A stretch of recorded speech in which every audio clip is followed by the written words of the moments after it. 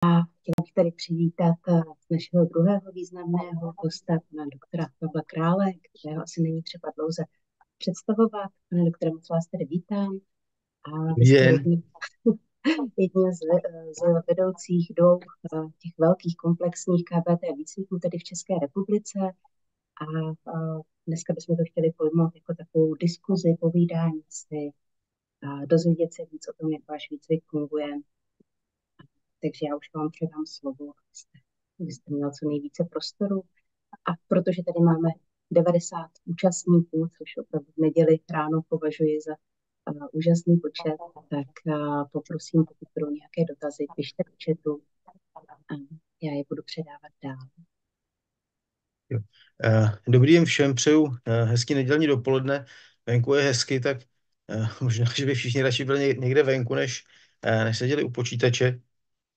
Nicméně teda jsem rád, že jste takhle všichni, nebo tolik z vás přišlo. Pokud by byly nějaké otázky, tak určitě jako neváhejte, pište a já poprosím klidně o nějaké jako okamžitý sdílení, protože vlastně čím víc to bude diskuzní, tak tím víc pro mě líp. Já když jsem to připravoval, tu přednášku, tak jsem si to vlastně uvědomil, že často mluvím o nějakých jako věcech odborných, ale že vlastně prezentovat výcvik je vlastně strašně jako těžký a že vlastně jsem přemýšlel, jak tu hodinu tady strávím. Takže se případně pomluvám, kdyby to bylo kratší, nebudem to úplně odhadnout. A zároveň mám doma 3 děti, dal jsem nějaký úkoly, ale je možný, že přijdou něco potřebovat, tak se omlouvám za případné vyrušení, ale snad to zvládnou teda. Tak já jsem si připravil nějakou prezentaci, jak se pokusím ji nasdílet. Tak doufám, že to je vidět. A je tady zkrátka IKBT, to znamená Institut kognitivní behaviorální terapie. Je to název, který už trvá dlouhou dobu a o tom já budu prostě postupně mluvit. A pokusím se ten výcvik představit, včetně nějakých historických souvislostí a vlastně říct, jak zhruba probíhá a pokud by do něj někdo šel, tak co od něj očekávat a případně co od něj neočekávat. Já bych ještě, jak si neodpustím, abych na úvod neřekl nějaký úplně jako nějaký vlastně jako základní jako teze KBT. A to jsou, samozřejmě KBT, víme, že KBT je složení na kognitivní terapie nebo psychoterapie a behaviorální psychoterapie. Je to takový trochu jako utilitární slepenec, který ale dává velký smysl. Nicméně pořád jako víme a vidíme, že ty dva směry, to znamená behaviorální směr a kognitivní směr, fungují trochu vedle sebe. Jsou země, ve kterých fungují instituty, které učí třeba jenom jeden ten směr a učí třeba behaviorální terapii nebo jenom kognitivní terapii. To znamená vůbec to, že v Čechách máme KBT, jako vlastně vůbec není ve světě úplně nutně automatický. A to znamená, ty předpoklady behaviorální terapie jsou, že většina lidského chování je naučená a že stejně jako se učíme chování adaptivnímu, tak se učíme chování neadaptivnímu a, a každý chování, když je naučený, tak je možné ho přeučit. To znamená, stejný principy, které vedou k vytvoření nějakého chování, můžeme použít jak si k jeho odstranění nebo změně. A důležitý je vědět, že to, že nám přijde pacient s nějakým problémem, to znamená, vidíme u něj nějaké chování, které označíme jako za neadaptivní, vlastně vůbec neznamená, že ty faktory, které jako přispívají k tomu, že to chování se udržuje, jsou stejné jako ty, které ho způsobily. To znamená, KBT úplně jako nutně nejde maximálně do historie, protože samozřejmě může být jako zajímavé odhalit a přijít na to, proč něco vzniklo. Ale sám fakt, že přijde na to, proč to vzniklo, vůbec nesouvisí s tím, jestli se nám to podaří odstranit. A ty faktory, a my hledáme, samozřejmě pro pacienta může být zajímavé, jako vědět, proč to vzniklo, jak to vzniklo pro nás taky, ale pro tu terapii je samozřejmě důležitější spíš rozumět tomu, jaký faktory to neadaptivní chování, jak si udržují prostě při životě, takže přetrvává. To znamená, to je to, co nás zajímá. A pokud jde o ty nějaký předpoklady kognitivní terapie, tak tam se předpokládáme, že kognitivní procesy ovlivňují emoce a zjevní chování a samozřejmě naopak zpětně jsou jimi ovlivňovány, že kognitivní procesy lze sledovat, lze je měnit, lze je dokonce i nějak měřit a pokud chceme teda změnit chování a emoce, tak se nám to podaří změnit v prostřednictvím změny těch kognitivních procesů. To jsou takové jako základní teze KBT a teďka se pokusím říct něco o tom, jakým způsobem se to náš výcvik snaží učit a vyučovat. Je to tak, že v Československu před rokem 80, říkám záměrně Československo, protože tehdy to Československo bylo, vlastně byla psychoterapie trochu underground a KBT tu nějakou tradici neměla, tady vlastně největší tradici měl SUR a prostě a integrativní směry. Nicméně profesor Kratochvíl, to, co dělal v Kroměříži, tak některé techniky byly na KBT jako velmi založený a v zásadě přispěl k tomu, že KBT se dostalo do povědomí lidí, kteří v té době psychoterapii dělali a psychoterapii se zabývali. Mně v roce 89 bylo 16 let, takže já jsem o psychoterapii v té době vůbec nic jako nevěděl, že teďka jenom předávám co vím od zkušenějších kolegů, možná, že potom Jano Praško o tom bude říkat víc. Nicméně, když to potom bylo možné, tak v roce 1991, jak si po revoluci v roce 89, vznikl první výcvik, ten tedy vedl Chris Nutt, což je britský psychoterapeut, a účastnili se ho zahraniční lektoři z Británie, Německa. Byl to výcvik, je potřeba říct, že ten výcvik, oni byli vlastně ve smyslu lidí, kteří už nějaký výcvik měli, čili byl to výcvik pro, řekněme, zkušené psychoterapeuty, kteří se tady jaksi učili KBT a v tom výcviku učil taky, nebo působil v něm Arnd Tillmans, což jaksi byl německý psychoterapeut, supervizor, a byl to přímý žák Volpího, čili byl to jako člověk, který skutečně jako byl, jak říká Dr. Zbytovský, byl to jeden z těch dotýkaných a u nás ve výcviku vlastně působil až do své smrti. On zemřel, bohužel zemřel prostě na covid a nicméně jezdil k nám učit dlouhá léta. Někteří naši absolventi, naši absolventi si ho ještě pamatují. V roce 91 vznikl vlastně IKBT, čili ten náš výcvik se jaksi traduje, nebo jeho historie se traduje do toho roku 1991. Vznikl zpočátku jako volné sdružení, pak byl chvilku SROčko, to není tak úplně zajímavý, pak byl chvilku teď je to zapsaný spolek a vlastně skutečně od toho roku 1991 ten výcvik kontinuálně funguje. On dlouhé roky ho vedl doktor Zbytovský z Hradce Králové, proto se taky bylo použít, že to je ten královéhradecký výcvik, byť ten výcvik vlastně v Hradci Králové nikdy neprobíhal, probíhal v Praze, pak chvilku probíhal ve Čtyřkolech u Sázavy a potom probíhal dlouhé roky v České Skalici a teďka jsme v Pardubicích. To znamená, posledních několik let jsme v Pardubicích, protože ta věla nebo to místo, kam jsme jezdili z České Skalice, jako bohužel už není k dispozici. A Pardubice jsme zvolili, protože to je takový jako dopravní úzel a dá se tam relativně pohodlně dostat vlastně ze všech koutů republiky. No a samozřejmě, kromě našeho výcviku KBT, taky funguje a spolupracujeme se slovenským výcvikem Miloše Šlepeckého a samozřejmě v Čechách taky funguje výcvik Odyssea, který vede profesor Praško, o tom určitě bude mluvit. Já bych taky, to je taky výcvik, který nebo Odyssea udělala, nebo pořádá i supervizní výcvik v KBT. Já bych tady vlastně chtěl říct, že jako jednu věc, která je důležitá, KBT samozřejmě jako není jediný terapeutický směr v České republice, který učí víc institutů, ale u mnoha jiných terapeutických směrů je zvykem, že ty instituty jsou ve vzájemné animozitě a různě jako rozhádaní. A vlastně jako my si vážíme toho, že v případě KBT to tak jako neplatí a ty vztahy mezi námi a Odysseou jsou veskrze přátelské, a dokonce sdílíme některé lektory, a někteří absolventi Odyssey učí v našem výcviku. To znamená, jak si nemáme mezi sebou nepřátelství, což je pro KBT dobře. A, v případě jak si v kontextu podmínek jako české psychoterapie výcviku to není úplně obvyklé, tak to bych vlastně chtěl jako říct nebo poznamenat, že jsem rád za to, že tomu tak je. A jak už jsem říkal, ten kurz vlastně dlouhý roky pořádal doktor Zbytovský. Doktor Zbytovský tomu prostě, jak si je ve věku je osmdesátník, sice čilý a čerstvý, ale prostě už jak si osmdesátník.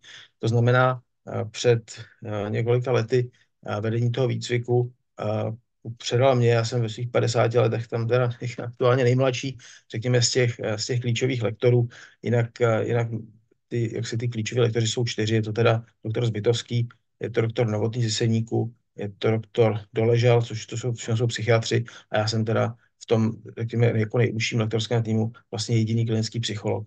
To znamená, z toho, jak si plyne to, že ten náš výcvik je hodně zaměřený pro zdravotnictví, a k tomu se taky ještě budu věnovat. A vlastně od roku 90, jak si splňujem standardy té Evropské asociace KBT a někdy je překračujeme. A od roku 99 je vlastně výcvik akreditovaný nebo schválený pro zdravotnictví, původně teda tou schvalovací komisí u České psychoterapeutické společnosti, a teď teda máme tu akreditaci nově u IPVZ a ten výcvik je teda stále akreditovaný a doufám, že samozřejmě bude. Prošlo jim celkem víc než 800 lidí, pokud to samozřejmě započítáme i ty současné skupiny. My v současné době vlastně máme aktivní 3 skupiny. Na podzim roku 2023 skončila 16. skupina a teďka máme v běhu 17., 18. a 19. skupinu, která začala na jaře toho roku, začaly 11. března, tak to je úplně jako nejnovější skupina. Pokud by jako zajímalo, kdo budeme otvírat další výcvik, tak si myslíme, že pravděpodobně někdy na podzim roku 2025, kdy nám bude končit ta 17. skupina, tak někdy v té době bychom mohli otevřít jako skupinu jubilejní 20. Tak taková je představa. A když jsem říkal, že KBT jako,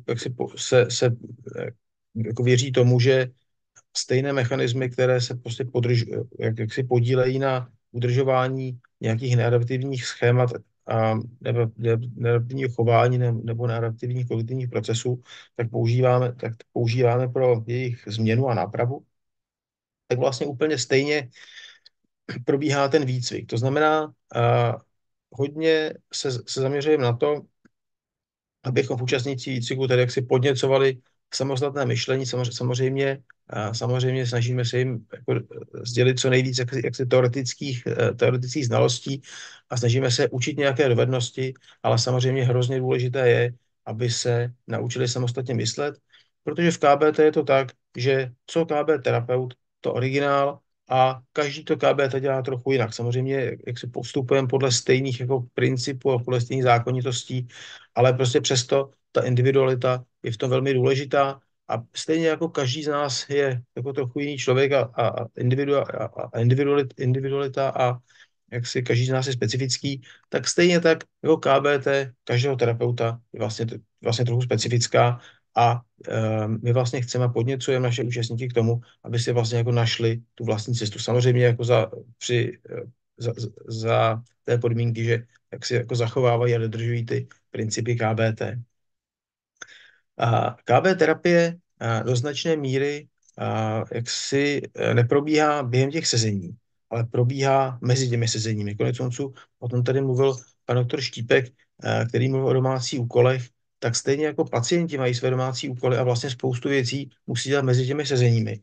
A ta sezení jak si do značné míry slouží proto, abychom rekapitulovali to, co se pacientům dařilo a nedařilo a říkali si, co budou jako dělat do příště, tak vlastně do značné míry podobně funguje ten výcvik. To znamená, ten výcvik vždycky funguje tak, nebo ten výcvik probíhá v týdenních blocích, v 5denních blocích a těch je 10 a na tom bloku se vždycky věnujeme nějakým tématům teoretickým, nějakým nácvikům, věnujeme se supervizi věnujeme se nějakým, jako řekněme, jako rozvojovým aktivitám, o tom ještě potom budu něco říkat víc, ale vlastně spousta té práce je potřeba udělat si mezi těmi sezeními, to znamená, ty účastníci vždycky odjíždějí s tím, co mají během té doby mezi těmi jednotlivými běhy vlastně udělat, splnit, čemu se mají věnovat a tak dál.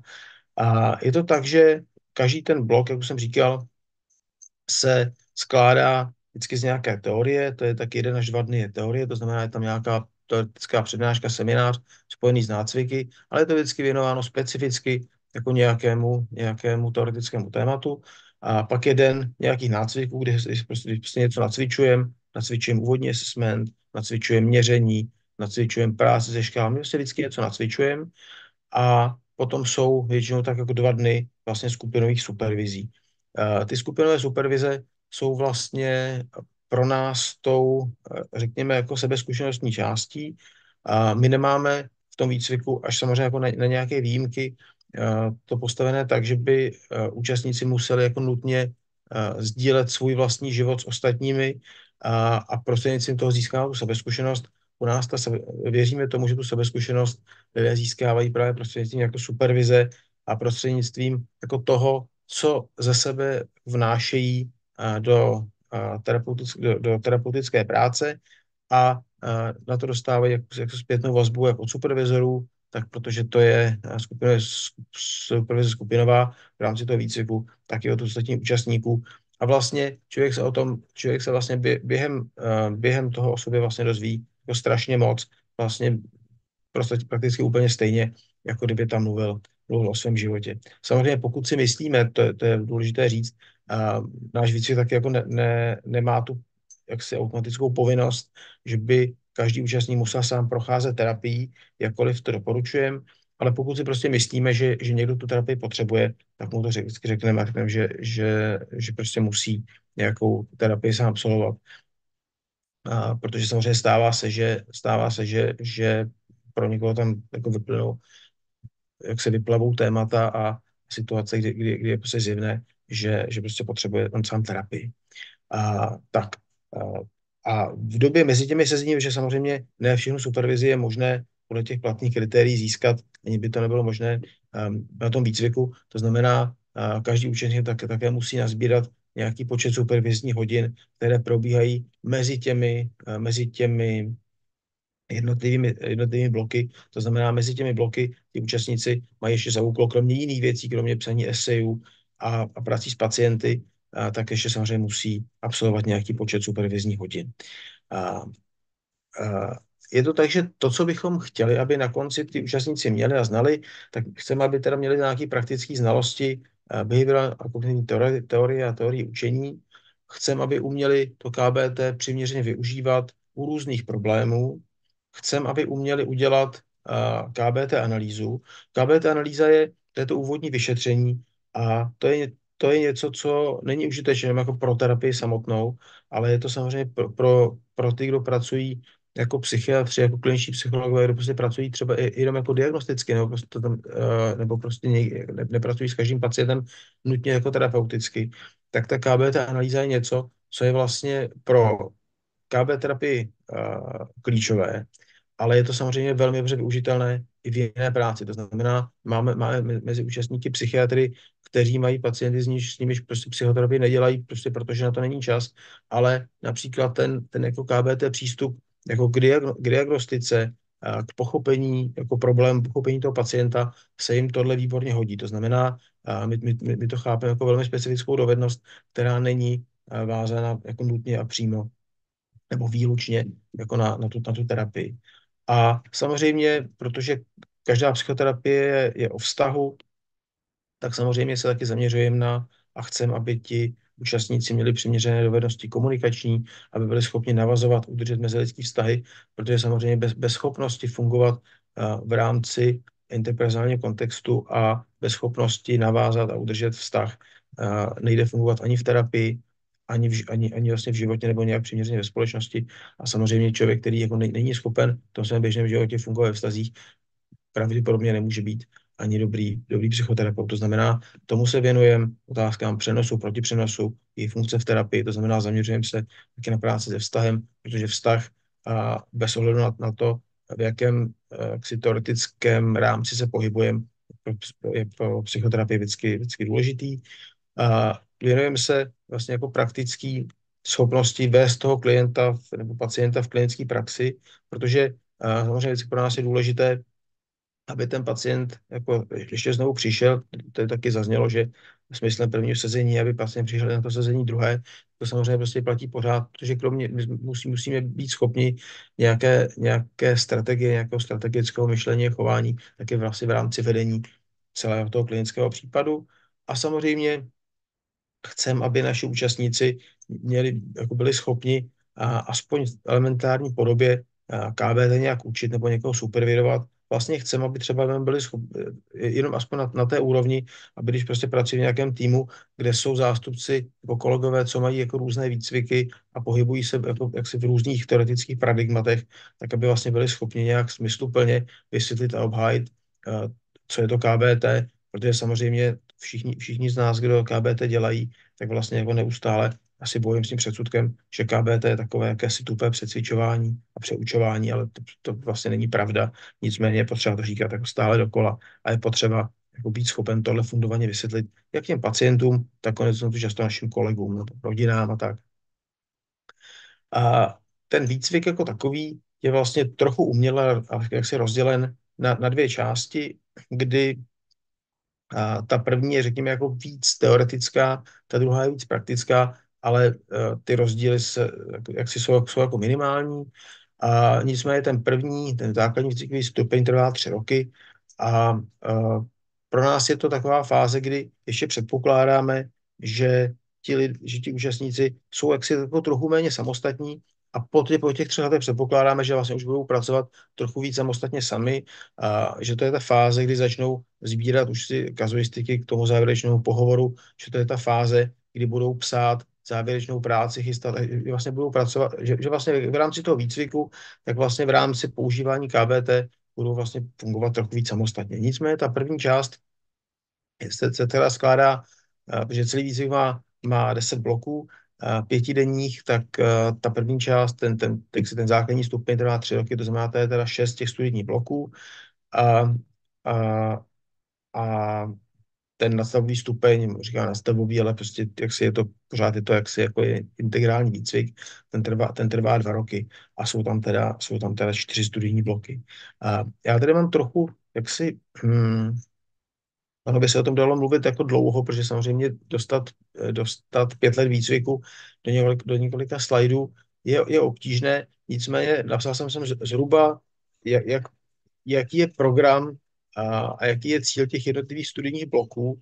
To znamená, ten první blok, všechny jsou 5denní, které potřeba říct, tak ten první blok se týká historie KBT, jak si zařazení KBT v rámci psychoterapeutického světa, jeho vazba a propojení s ostatními směry, jaký jsou principy, východiska, mechanismy, co to je první, druhá, třetí vlna KBT, jak se KBT integruje s jinými směry, jak se nacvičujeme navazování vztahu, kontraktování.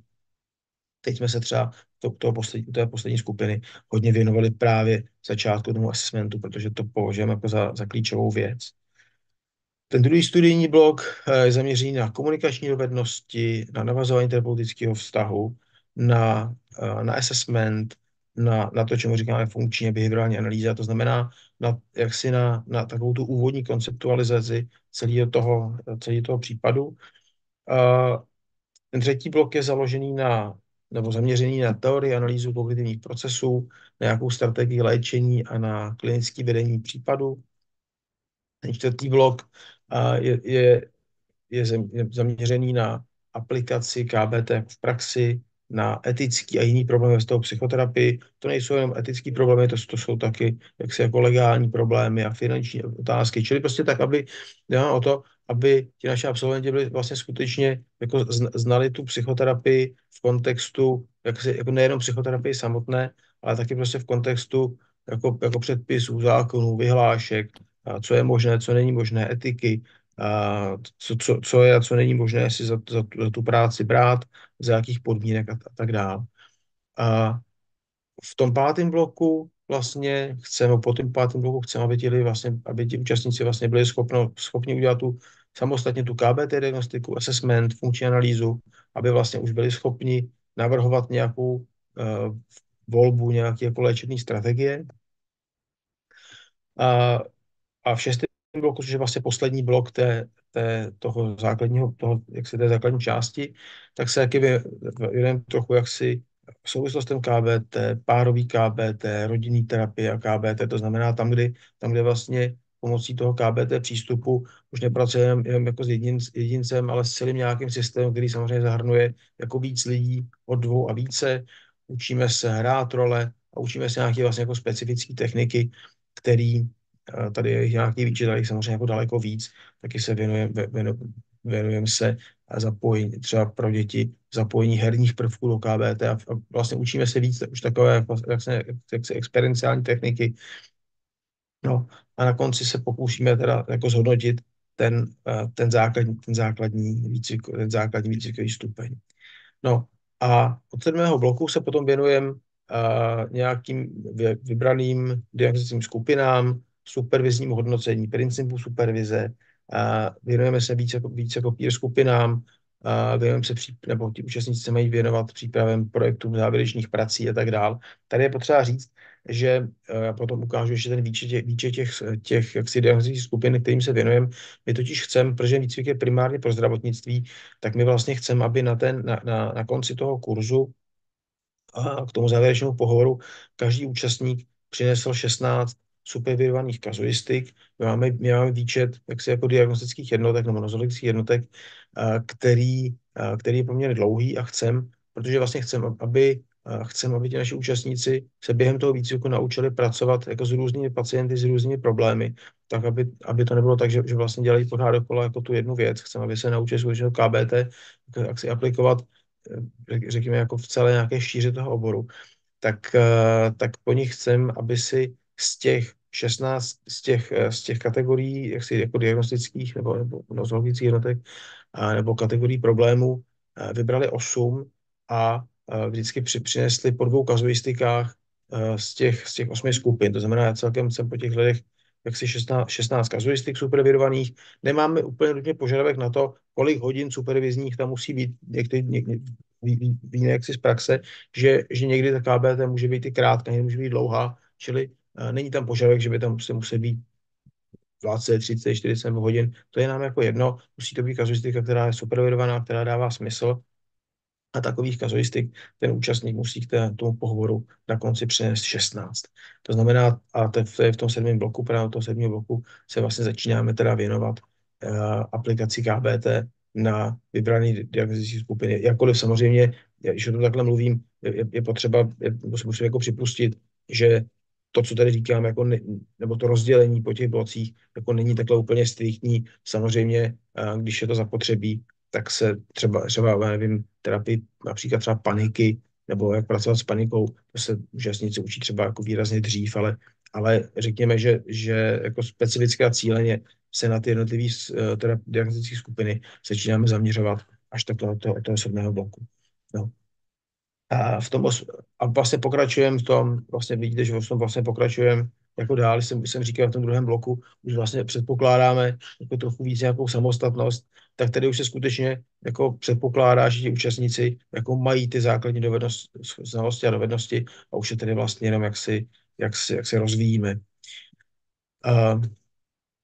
Vidíte, že ten text je vlastně prakticky stejný, věnujeme se hodně tématu těch závěrečných prací, protože KBT je směr, který hodně jako zkoumá, měří, publikuje a je evidence-based, tak vlastně chceme po našich účastnících, aby vlastně během toho výcviku ideálně také jako zrealizovali jako nějaký výzkum, řekněme jako malý výzkum, a nechcem po nich experimentální a kontrolní skupinu o 50 lidech, jako není to diplomová práce, není to článek do impactového časopisu, ale vlastně jako přesto chceme, aby v rámci toho, co dělají, se vlastně pokusili nějaký problém jako pojmout tak, aby byl vlastně, aby nechci říct publikovatelní, byť někteří účastníci ty svoje závěrečné práce jako publikují, ale spíš nám jde prostě o to, aby se jaksi byli schopni pohybovat v tom evidence-based světě, a aby KBT takhle chápali a aby aspoň teda jako jednu práci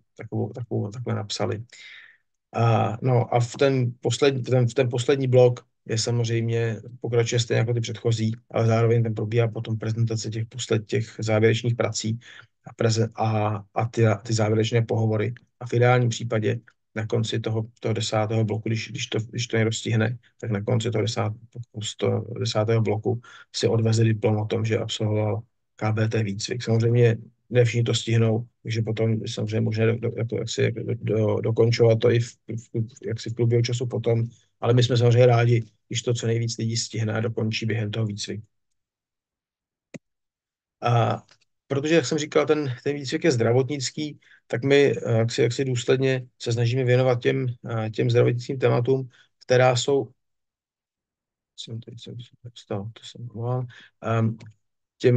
těm tématům zdravotnickým, která konec konců prostě po nás chtějí i ta kritéria pro výcviky, kritéria, kterými se musí všechny výcviky řídit. To znamená, chceme, aby jaksi účastníci slyšeli v průběhu toho výcviku něco, tak aby aspoň teoreticky byli prostě připraveni na to, aby pracovali s pacienty s afektivními poruchami, s psychózami, se závislými, s úzkostnými pacienty, s OCD, a s psychosomatickými potíži, somatoformními poruchami, s poruchami příjmu potravy, a s pacienty s poruchami osobnosti, aby dokázali pracovat s dětmi a mladistvými, aby věděli něco o psychoterapii v paliativní péči, o traumatu a posttraumatické stresové poruše, o poruchách přizpůsobení, u somatických onemocnění, u poruch spánku, tedy pan doktor Štípek říkal, že se věnuje insomnii, tak to je přesně to, čemu se KBT velmi úspěšně věnuje, psychoterapii v sexuologii, věnujeme se také specificky KBT u dětí, skupinové KBT, KBT a krize.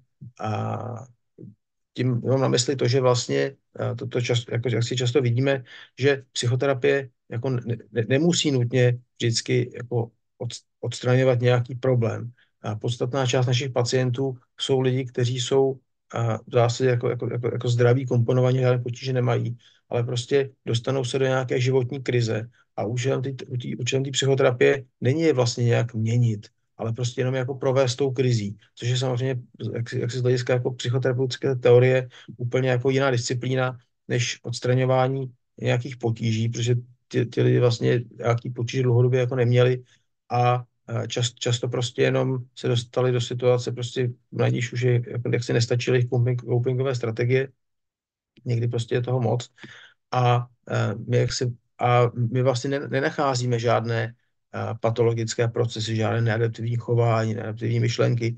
Prostě nacházíme jenom své pacienty v krizi a tou krizí nějak musíme provést. A tak to je něco, čemu se samozřejmě věnujeme taky, protože je to v rámci psychoterapie trošku jiná disciplína. A věnujeme se taky, byť okrajově, směrům třetí vlny KBT. To je mimochodem často, když začínáme kurz, tak se vždycky účastníci ptají, jestli se budeme věnovat všímavosti, jestli se budeme věnovat schematerapii, a jestli se budeme věnovat dialektické behaviorální terapii, jestli se budeme věnovat ECT a emocionální komitní terapie a tak dále. My vždycky jako říkáme, jakože okrajově budem, ale že ten výcvik je skutečně jako KBT výcvik a že všechny ty směry třetí vlny jsou fajn, jsou skvělé, jsou užitečné a je dobré je znát a umět, ale že nedávají příliš velký smysl, pokud člověk jak se jako neovládá jak si tu základní KBT, nevím, jak to říct, tu rigidní, ortodoxní KBT, nebo nevím, jaké slovo použít, jakkoliv KBT není rigidní, ale skutečně to KBT, nebo řekněme tu druhou vlnu chápem jako základ, který je prostě potřeba umět. A pokud ho umíme, tak můžeme rozvíjet svoje jako znalosti a dovednosti a terapeutické schopnosti v rámci dalších směrů, ale jak si bez skutečně jako dokonalých základů toho KBT to nejde dělat. To znamená, ten výcvik není tak dlouhý na to, abychom mohli jak si systematicky učit. Neříkám, že to nejde, ale my to takhle neděláme. Ty směry třetí vlny, jak si nějak jako okrajově se o nich zmiňujeme, něco se učíme, něco zkoušíme a ti naši účastníci mají jaksi představu o tom, kam by případně prostě mohli dál pokračovat, ale ale jako není to něco, co bychom jaksi jako cíleně rozvíjeli. A potom samozřejmě, protože každá ta skupina je jiná a každá ta skupina se sejde trochu jako jinak a tak se vždycky objeví nějaké specifické potřeby v rámci té skupiny, čemu by se třeba chtěli věnovat a v tom výcviku je dost prostoru na to zahrnout, jak si zahrnout do toho kurzu, do toho kurzového výcviku, toho kurikula i některá témata prostě podle přání těch účastníků. Já jsem vlastně trochu zmiňoval, abyste viděli, jak vypadá ten výcvik, tak jak vypadá ten den, tak skutečně je to teda 5 dní v týdnu od pondělí do pátku, s tím, že v pondělí a v úterý je teorie, ve středu jsou vždycky nějaké nácviky, čtvrtek, pátek supervize. Když říkám teorie, tak v tom jsou ty nácviky také. A 2krát týdně, vždycky v úterý a ve čtvrtek, máme ještě večerní skupinu, tak 2hodinovou, čili ty 2 dny jsou delší, to znamená, ten výcvik skutečně ten týden je intenzivní a odjíždíme tam tady vždycky všichni unavení, ale jak si myslíme, že by to tak asi mělo být. Protože stejně tak jako terapie je náročná pro naše pacienty, tak výcvik je náročný jak pro nás, tak pro naše frekventanty. Pokud je o metody výuky, nebo to, jak prostě učíme, tak je to tak, že skutečně pořád vycházíme z teorie učení, ta výuka je flexibilní, to znamená, snažíme se, aby to vlastně byli všichni nějak zapojeni, že potřebujeme, aby to vlastně po celou tu dobu všechny bavilo a všichni drželi pozornost. A ty teoretické pojmy vysvětlujeme pomocí přednášek, různých jako seminářů, tak jako diskuzí jako typu seminářů.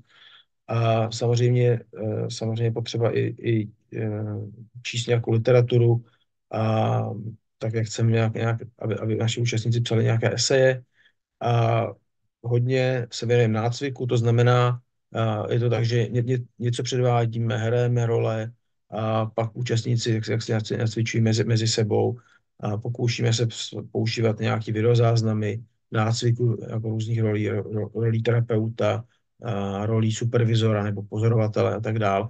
A to, co nám jde, je, aby vlastně, protože účastníci se často ptají, a kdy to budu moct začít používat. My říkáme jako hned, stejně s lidmi nějak pracujete, tak prostě jenom do toho jak s lidmi pracujete, už jako teďkon, přinášejte jaksi jako víc a víc toho, co se tam výcviku naučíte, protože samozřejmě ten výcvik není asi žádný, ale ten výcvik není možné skončit nebo ukončit bez pacientů, bez práce s pacienty a my vlastně chceme, aby se naši účastníci věřili a nebáli se to KBT použít, aby vlastně jako nečekali, až budou mít nějaký pocit, že už to vlastně umí dostatečně, že to by se taky nemuselo stát vlastně vůbec nikdy.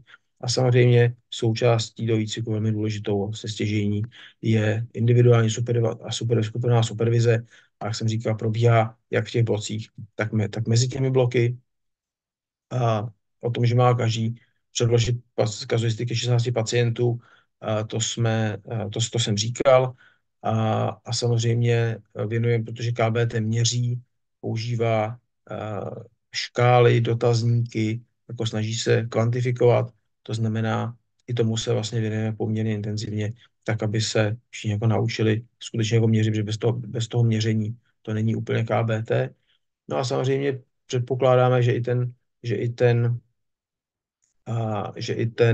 nějaké příležitosti asi ukazovat nebudu, ale vlastně chcem, aby stejně jako v té terapii máme nějakou představu o tom, jak chcem vést toho pacienta, tak vlastně stejně tak chcem, aby ten účastník toho kurzu měl nějakou představu, jak chce se sám rozvíjet, protože že stanovit si jaksi jako nějaký cíl realistický, nějakou odměnu za ten cíl, to je jako velký problém pro naše pacienty. My samozřejmě chceme, aby si něčím podobným prošli i naši účastníci.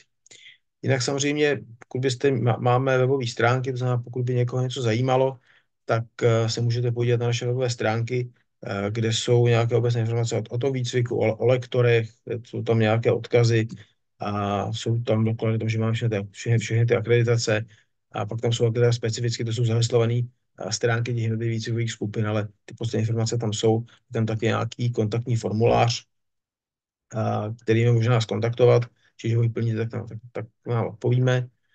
A pokud by jako zajímalo, to nemusí se jako týkat KBT, ale pokud by se jako zajímalo, jako podle jakých kritérií jsou vlastně obecně schvalovány psychoterapeutické výcviky, tak jsem sem přidal odkaz na stránky IPVZ, na stránky té schvalovací komise a těch kritérií, abyste vlastně věděli, pokud se třeba situace, jestli vybíráte výcvik, tak abyste vlastně jako věděli, jaká kritéria musí splňovat psychoterapeutický výcvik, aby mohl získat to schválení. No a tím jsem se vlastně asi dostal nakonec té prezentace. To znamená, tak já na chvilku vypnu a pokud jsou třeba nějaké otázky, tak budu rád, pokud se zeptáte.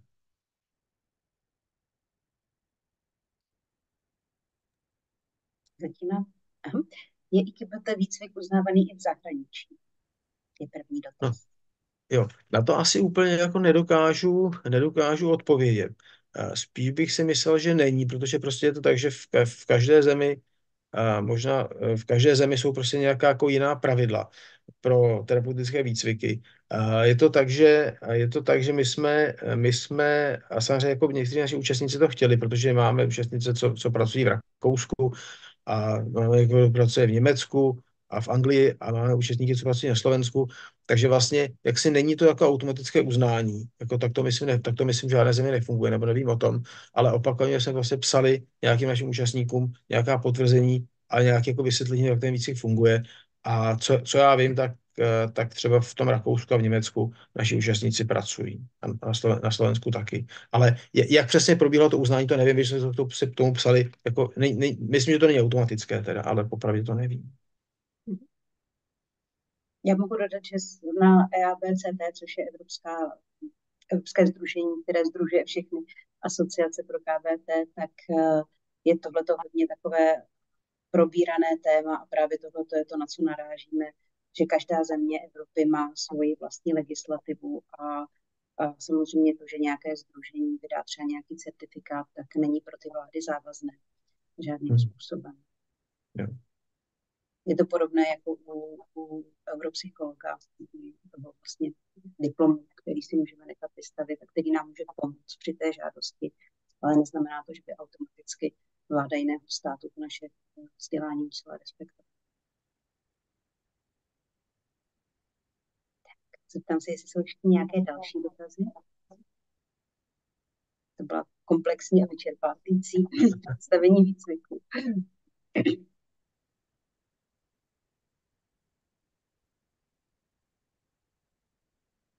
Já jsem na ty dotazy nechal teda záměr tu 4 hodinu, ale možná jsem to předimenzoval tady, když dívám.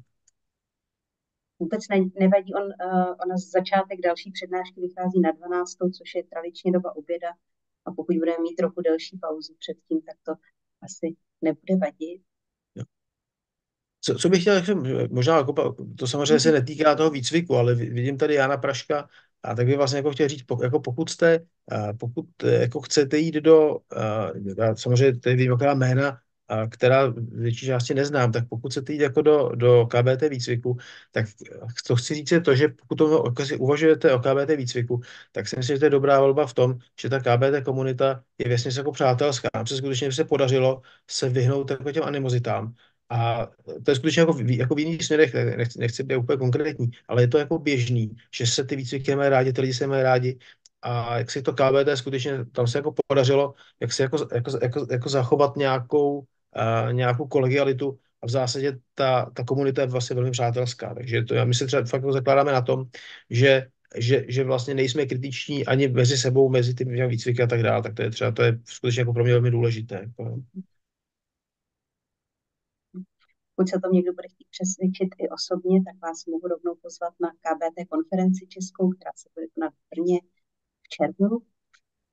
A do chatu potom pošlu odkaz na naše stránky, kde se můžete přihlašovat k účasti a myslím, že uvidíte, že ta atmosféra je opravdu velmi milá a přátelsky naladěná. A vidím, že Jáno se odmutoval, tak předpokládám, že... Jo, já chci jenom potvrdit, co Pavel říkal, že vlastně ty vztahy jsou velmi dobré a teda dokonce můžu říct, že máme vztahy dobré i s ostatními směry. Některé směry mezi sebou mají bojové skupiny, kdy bojujou a my s nimi nebudeme s nikým, takže kromě toho, že máme mezi sebou dobré vztahy, tak máme celkem, si myslím, dobré vztahy skrze celou psychologickou komunitu. A ještě chci říct, že ty naši frekventanti, přestože my splňujeme kritéria jednak pro ABCT, ty oba výcviky, a jednak pro Evropskou asociaci pro psychoterapii, což taky je důležité vědět, protože to je skrze směry. A přestože neexistuje žádné kritérium, které by kterákoliv země měla přijímat, tak naši účastníci, máme řadu účastníků výcviku, kteří pracují v různých zemích Evropy, tak s tím nakonec neměli problém. Takže vždycky se nějak uchytili, kdyby potřebovali nějaké potvrzení a nějaké úřední věci museli udělat, ale uchytili se vždycky. Ano, to máme to stejnou zkušenost, máme jako stejnou. Jo. Přišel nám další dva dotazy. První z nich je, který z těchto výcviků je vhodnější pro sociální pracovníky? To nedokážu říct já jsem, jak jsi něco řekl a pak něco řekne asi Jáno Praško a pak se budete muset rozhodnout sami. Já bych si troufnul říct, že to je jedno, ale nedokážu, jak si netroufal bych si říct, že jsme to my, ani že to my nejsme, jak se ho nevím. Jo. Vlastně bych si skutečně jako vlastně, jak bych se jako myslel, že na konci to vzdělání je naprosto jako ekvivalentní a vlastně stejný. Já taky nevím. Máme tam bloky sociální práce nějaké, že jo, a práce s dětma a taky pro školství, ale vlastně taky jsme akreditovaní pro zdravotnictví, tak ta zdravotnická tematika převažuje.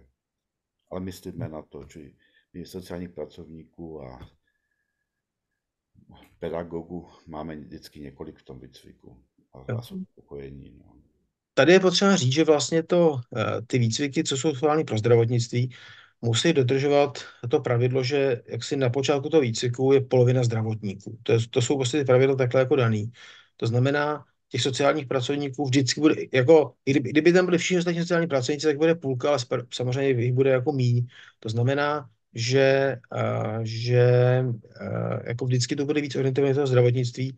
Nicméně to KBT skutečně vlastně jako učí jako způsob myšlení a způsob práce, jako neučí specificky témata. A když jsem zmiňoval, to je možná asi důležité říct, když jsem tam zmiňoval těch 16 z těch 8 kategorií, tak je to tak, že samozřejmě, když někdo v tom zdravotnictví nepracuje, třeba právě protože je sociální pracovník, tak tady ty kategorie by jako nikdy jako nemohl naplnit. Tak to máme, samozřejmě, protože v KBT se učíme kontraktovat, tak potom samozřejmě si účastníky, jak se individuálně domlouváme, jako jaké klienty a pacienty by prostě mohli mít, jaké kazuistiky by prostě jako mohli přinést, tak aby ten výcvik mohli splnit. To znamená samozřejmě, pokud někdo jako pracuje v pedagogicko-psychologické poradně, nebo pracuje jako sociální pracovník, tak samozřejmě, nebo jako adiktolog, tak samozřejmě prostě potom ty témata jsou, nebo to zaměření těch kazuistik domluváme individuálně. Mm-hmm. Jo. Ještě tady mám jednu otázku, která je asi důležitá pro všechny, kdo se chystají do výcviku, a to je, jaká jsou kritéria k přijetí do výcviku a jak tento proces přijímání probíhá. No, probíhá to tak, že my na těch našich webových stránkách je jako odkaz na taky jako webový formulář, na nějaký googlovský dokument, který pokud byste o ten výcvik měli zájem, tak ho prosím vyplňte. A my zhruba půl roku, my takhle vlastně shromažďujeme zájemce, kteří by o ten výcvik měli zájem. A přibližně jako půl roku předtím, než to je jaksi nezávazné, to je prostě jak si nám dáte najevo, že byste o ten výcvik stáli, a půl roku, přibližně půl roku, je 8 měsíců, prostě plus minus půl roku prostě před tím výcvikem, ty zájemce vždycky oslovíme, pošleme jim jako e-mail s otázkou, jestli ještě o ten výcvik stojí nebo nestojí. Pokud to něj stojí, tak je požádáme, aby nám poslali 2 dokumenty, aby nám poslali svůj životopis, jak si psaný volný formou, kde by se napíše něco o sobě, a nějaký motivační dopis, což je úkol, kteří taky ne všichni splní, ale prostě ty to pošlou, a potom teda vlastně tohle všechno jako pročtem a jako na základě toho se vlastně jako rozhodneme, koho do toho výcviku vezmeme a nevezmeme. Neděláme žádné přijímací pohovory, děláme to skutečně jako takhle, případně když nás zajímá, tak se něco jako doptáme, ale je to skutečně jako tak, že vlastně všichni pročtem všechny ty dopisy a všechny ty životopisy, na základě se rozhodneme a to znamená, jsou lidi, u kterých se rozhodneme, že je nevezmeme, pak jim napíšem, že je teda nevezmeme, v případě jako proč. A důležité jak je vědět, že proto jsem tam vlastně jaksi odkaz na tu schvalovací komisi, že ty kritéria, jak si říkají, koho můžeme do toho výcviku vzít. To znamená, může být zdravotníky, to je zase nějaké definované jako profese, kdo je teda braný za zdravotníka, pak můžeme vzít lidé, jak si lidi a kolegy jako z pomáhajících profesí, že se tam je taxativně vyjmenováno, co jsou to pomáhající profese, když je prostě třeba někdo právník jako advokát, tak ho vzít do výcviku se nemůžeme, protože se prostě nevejde do těch kritérií, pro které ten výcvik je jako schválen. To znamená, to je samozřejmě jako omezení, ale to je jasné od počátku a dá se to tam najít v těch obecných kritériích, které jsem tam jako dal odkaz. No a potom samozřejmě jsme jaksi jako limitováni tím, co jsem říkal, že minimálně polovina musí být zdravotníci. To znamená prostě skutečně je to tak, že ono těch znamená, jsou třeba jako lidi, který bychom rádi vzali, ale protože jsou nezdravotníci a už by asi jak byli jako přes ten počet jako té poloviny, tak je vzít nemůžeme. Ale tohle jsou vlastně tohle jsou ta kritéria. No, to znamená, jako nedokážu asi říct, jak si jako podle čeho se jak si jako podle čeho se jako rozhodujeme, to říct jako vlastně neumím. Nějak se jako hledáme jako lidi, kteří vlastně jako vědí, co chtějí, protože že ten výcvik je závazek na 5 let. To znamená, nějak se snažíme, nebo jako posoudit z těch životopisů, stejně jako bychom to dělali nějaký pohodu, bychom to dělali, jestli ten člověk vlastně ví, co dělá, když se hlásí do výcviku, jestli má šanci ten výcvik jako dokončit, že nám jako napíše, že přemýšlí o tom, že by za rok odjel do Austrálie, jako chovat klokany, tak mu napíšem, že to asi není dobrý nápad jít jako do výcviku, protože samozřejmě nám jde o to, aby ta skupina, kterou vytvoříme, spolu ideálně vydržela jako největší podobě, nebo v tom jako bez nějakého zmenšování po celých těch 5 let toho výcviku.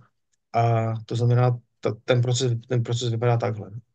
A samozřejmě důležité je, to jsem jako zmiňoval, je důležité, a to říkám na začátku, pokud někdo jako nemá pacienty nebo klienty, tak ten výcvik nemá šanci dokončit, prostě protože jeden nazbírá ty kazuistiky, ale vlastně, což by tak jako nevadilo, by se dalo říct, že může jako ten výcvik odchodit, ale on hlavně, jak si jako nenazbírá ty zkušenosti, které pak vlastně může na těch supervizích dělat s těmi ostatníma, což je podstatná část toho výcviku. To znamená, pokud jako někdo tam třeba napíše, nebo je z toho zjevné, že vlastně jako, že terapeuticky nepracuje, ani to neplánuje, že to prostě bere jenom nějaký vzdělávání, který by prostě jednou mohl mít. Já jsem si třeba takhle udělal řidičák na nákladák, taky nepředpokládám, že by řídil nákladák, ale udělal jsem si řidičák na nákladák, ale ale taky mi říkali, proč to děláte, jako, jo, tak prostě tak, když bychom měli pocit, proč to někdo dělá, tak mu vlastně řekneme jako vlastně to stejně, že vlastně potřebujeme, aby ta skupina nějak pracovala spolu, to znamená, aby tam byli lidi, kteří jako skutečně jako pracují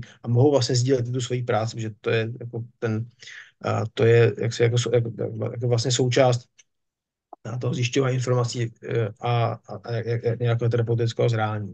Takže takhle to probíhá a potom vlastně, a to znamená, že když to vlastně všechno pročteme, ty životopisy, tak potom vlastně jako napíšeme, jestli je berem, jestli je neberem, nebo případně jestli jsou jako náhradníci, protože někdy prostě už je ten počet jako velký.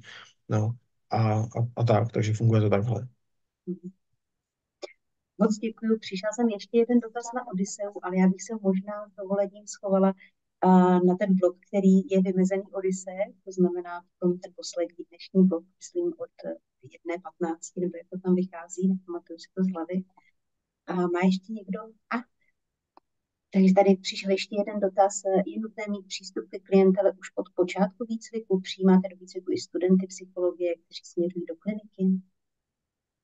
To je dobrá otázka, ne všichni přijímají studenty. Jo, přijímáme, tam je to, zase v těch kritériích je to popsáno, že to musí být studenti, myslím, že od 4. ročníku, pokud je o studenty psychologie, tak to musí být alespoň jak se v prvním ročníku to navazující magisterského studia, to znamená, musí vlastně ve čtvrťáku.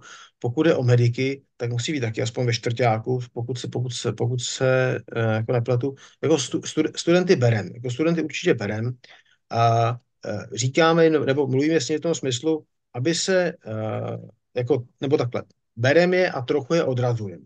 Říkáme jim, zaprvé, jestli vlastně vědí, co dělají, jestli ta psychoterapie je něco, co jak se jako využijí i po skončení té školy. To znamená, chceme, aby věděli, aby fakt jako si byli jistí tím, že vědí, co dělají. A druhou věc je, aby zvážili, jestli prostě na to mají, jestli na to prostě budou mít, že samozřejmě je to nějaký nárok, znamená to u studentů, že to často prostě platí rodiče a jak je otázka, jak to s tím je. A já si třeba myslím, oni potom tak často argumentují tím, že říkají, že je ve všech inzerátech, když hledají práci, je napsáno, že terapeutický výcvik započatý je výhodou. A já si myslím, že už to dávno jako neplatí, že prostě dneska je takový jako převis poptávky po absolventech psychologie nad tím, kolik jich jako reálně je, jo. Že si myslím, že vlastně to není, že to není nutné. Já si trochu jako bereme je, a říkám jim, že by se měli k nějakým studentům, nějakým klientům dostat, aspoň třeba během toho třeba druhého roku toho výcviku, což je samozřejmě pro ty studenty často jako lze. Oni, třeba studenti psychologie často jako působí v nějaký třeba jako peer poradnách, které jsou při vysokých školách. To jako takový jako problém není. Oni se je najdou. Spíše prostě otázkou třeba, jestli opravdu budou jede pracovat, že se jim tenhle výcvik bude hodit. Jako, trochu si myslím, že to je předčasný. Jakože vlastně si myslím, že je to fakt jako předčasný jako jít do výcviku ještě ve škole, ale pokud ten student je dostatečně jako vyzrálý, ví, co dělá, tak ho vezmeme. Nějaké studenty máme teďka v tom novém běhu, máme několik vlastně studentů, co jsou v páťáku. Je dlužno poznamenat, že vlastně mnozí už někde třeba pracují, jako, takže, ale jako, no, jsem takový zabíhavej, se omlouvám, jako bereme je, ale snažíme se o to vlastně trochu odradit. Chci mít jistotu jako toho, že vlastně vědí, co dělají. Mhm. Skvěle, děkuji. Tak zeptám se, jestli ještě nějaký poslední pravděpodobný dotaz.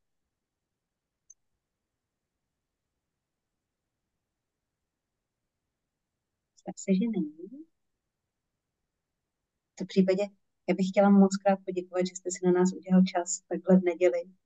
A vím, že odpoledne máte nabité, hovořili jsme o tom, takže ještě jednou moc děkuju za představení výcviku. Budeme mít zase teďka přibližně 15 minut pauzu a ve 12 hodin nás čeká blok o DBT u adolescentů a David Havelka, který nám přijde představit právě ten typ práce. A samozřejmě pak poslední blok ještě s Odysseou.